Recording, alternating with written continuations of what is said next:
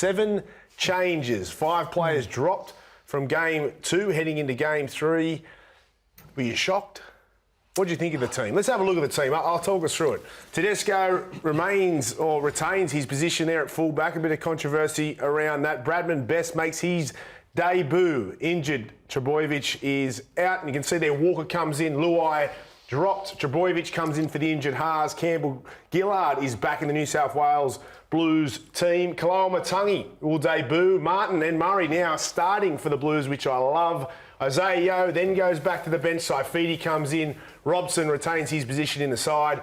And Gutherson also selected to play for New South Wales. As I said at the start of the show, a lot of changes. A lot of change for New South Wales.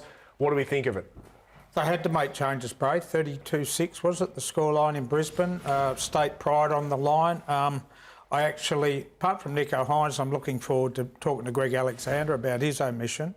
I think it's very unfair what happened, just brushed all together. I like Regan Campbell-Gillard in the side. I like our pack with Liam Martin and Cam Murray starting rather than being on the bench. I don't mind Kalaamatangi and Walker, that combination either, but I'm struggling with no Nicho.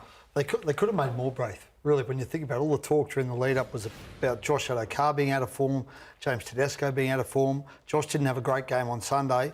Teddy played all right, but, you know, they could have actually made more changes at the end.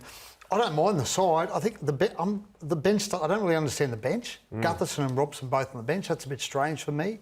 Well, Reedy, they've got to cover all positions. You saw what happened in Adelaide. We had to put Nicho out there and we had to put Cook out there. They covered every position with Gutherson and Cook there. I don't think Gutherson may not even get in the field, Buzz. He can play half, centre, wing, fullback. That's why he's there. That's only if you get an injury. I think it's a luxury carrying an outside back, fullback on the bench. I really do. But New South Wales can never pick a weak side. It's about combination. You know, Cody Walker, I like Cody getting another chance. As you said, Trbojevic, every time he's in there, they seem to have a bit more cohesion. And he's the glue. I think he's the glue in the pack. So it's a strong pack, and I really like Cam Murray starting. I'm with Buzz. I think the Cody Walker selection for me is a bit strange because... Why is that? Well, because he's, what's Cody, 34? Yep. Why wouldn't you pick Nicho Hynes? I mean, if you want to, the series is over, and understand it, you've got to win every Origin game, right? The series is over, and Cody's been playing great football. I love watching him play. I love him as a footballer. But if you're looking with a view to the future, Nicho Hynes you had to pick Nicho. Maybe Hynes. they're not looking for a view to the future. But don't they have a responsibility? I'm not saying they should or they shouldn't. I'm just saying. I know he would have been picked for Game 2, I believe, or very close to it, but he had that injury, so. You know, he probably was a bit unlucky with that selection in Game 2. I'm not disagreeing. Don't you think they've got a little responsibility to look to the future? They picked Bradman Best. Yeah. No, I do. No, I do. It's about finding that balance. They've obviously gone that way instead of going with Nicho. Nicho definitely unlucky, Buzz, with only playing, 11 or 12 minutes and out of position and then not getting another shot at it throughout the series. There's no doubt a lot of people would agree with that. There's a lot of other questions you can ask, like they're finally starting with Liam Martin and Cam Murray, and why has it taken till Game 3 to get them onto the park? And Regan Campbell-Gillard, a World Cup winning front row, why has it taken... Well, he was injured. We'll get back to that. Let's stick with the 5'8", right? Let's stick with Luai. That was the big one. Luai getting dropped after Games 1 and 2. I don't think many saw this coming, although some may have. I'm not sure. Yeah, how do we see this? There was some talk he would get dropped. I feel a bit for Jerome because he's been a bit of a whipping boy since Origin 2. A little bit of that he's brought on himself. Yeah, you wrote about that. Yeah, I did. Yeah. On social media. He didn't perform. Right, he's always had Nathan Cleary. He hasn't been their worst player, Gordy, in the first 2 games. He hasn't been their worst player. 6 points. But I'm saying he hasn't been their worst player. Yeah, but there's other players who are as a 6, arguably more responsible than him. Yep. For the way the insipidness of their attack. So I feel a bit for Jerome Luai. They were loyal in sticking with him for Game 2, and he didn't get the job done. So, I mean, Luai, there's just something about Luai where you just want to see him really buy into the New South Wales team, the New South Wales jersey, and I think team's the big thing. I think with this side, New South Wales over the next few years need to pick players that you just know what you're going to get every time they take that field. That's you look at Queensland and that's what they've got, right? They know exactly what each player's what they're going to get out of each player. They know exactly what it means to each player to wear the maroon jersey. New South Wales need to find that in our players. That's why, going back to what you said with Cam Murray and Liam Martin, I thought they should have been starting game one. I've said that throughout the series, and I think that's the most positive for me, is the fact that they're going to be on the field at the start of the game. I think that's really, because you know what you're going to get out of those two players. Did you think Luai was unlucky, Buzz? Luai, our attack was terrible in Brisbane. Our attack was worse than it was in Adelaide. There was no Cleary there. That left Luai vulnerable. I don't think Mitchell Moses was bad enough to drop him on one game. I think a half had to go to try and jazz this side up a little bit. And Cody and Kalamatangi are a lethal combination. You give Cody that many tackles on their try line. I think they had double in game one. So New South Wales have had a lot of ball in the good area. You think Cody Walker's going to break you down? Yeah. No, he's going to get more than one try. You got Cook at You would 9. think. You got Cook at 9, Murray at 13. That combination, that South combination. But, you know, we've got to give credit to who we're up against too. Cherry Evans, in my view, is the best player in the comp this year, nearly.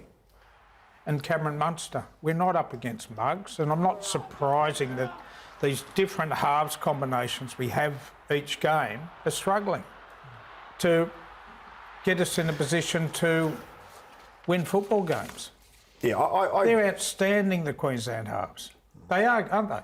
of course they are. It just reminds me when Wally Lewis was there and they traded Terry Lamb in, Cliffy Lyon, they do that, and then they obviously found Brett Kenny, who was a superstar. What about Bradman Best? This was an absolute curveball in my eyes. I think for the majority of New South Welshmen, I think the game of rugby league. Now, he played great yesterday against the Bulldogs, there's no doubt about that. Hasn't really been in that good a form for a long time, not that I've been aware of. He's been solid, he's been in the pathways there at the Blues.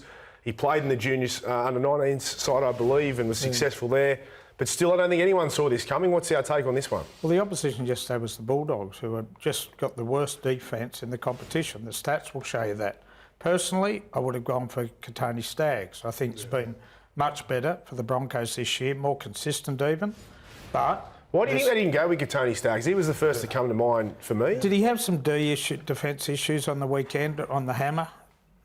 I heard Maybe a little. He is marking the hammer. He did get around you guys in game one. Yeah. I think a lot of guys one-on-one can have problems with some players. So you don't, you don't just throw the baby out with the bathwater when they're marking the great players. If I'm marking Latrell Mitchell, you're going to have problems, and Tommy on their day as well. Even beyond Katoni Staggs, you could argue that this year Isaac Tungo's had a better season than Bradman Best. Will Penasini's had a better season than Bradman Best. So I was surprised by it. I mean, no one had even mentioned his name before Sunday, and he obviously had a great game on Sunday. But you're right, could have scored tries against the Bulldogs on Sunday. They were pretty poor.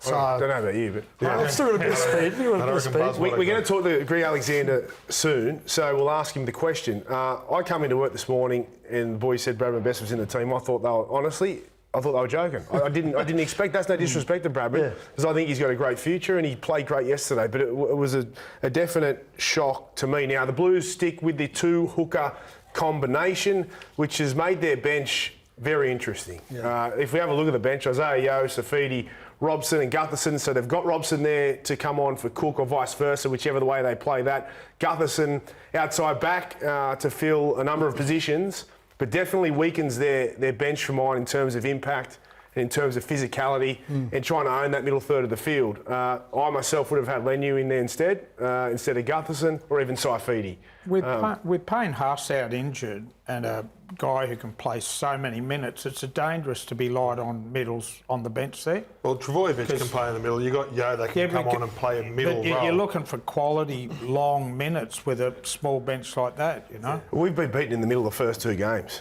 Yes. So if we get beaten in the middle of game three, it doesn't matter about Gutherson, doesn't matter about anyone, because you get dominated, you get less time with the ball in hand, you get less time to play footy, and then the game's over before you know it, which is I'm what not has sure you're happened. getting the point, mate, that we've got a hooker and a utility back on the bench. Yeah, I get your point, Buzz. Well, I think they think that Reece Robson could play in the middle if necessary. That's what I was told today. So, if they're short, Cook can go 80 minutes, maybe Robson comes on. So we like the bench, do we? No, I don't like it. I'm just saying. I'd like one more big bopper there. Yeah, well, Spencer Leniu. Yeah, I would. I'm with you, Spencer Leniu. Exactly. You were defending the bench agreeing before. with me. Oh, Sorry? Didn't you defend the bench before? No, I'm I said confused. I liked Gutherson there, Brent, because he can cover So all you wouldn't those have positions. Robson there? Does Cook play 80 at South? Well, Does Damien Cook play 80 at South? Does Robson play 80 at the Camp? Near enough. So Okay, so wouldn't have picked Cook or wouldn't have picked I Robson? don't think you need two hookers. I know Queensland do them. We copied them. I would have been happy to have another middle forward and Gutherson.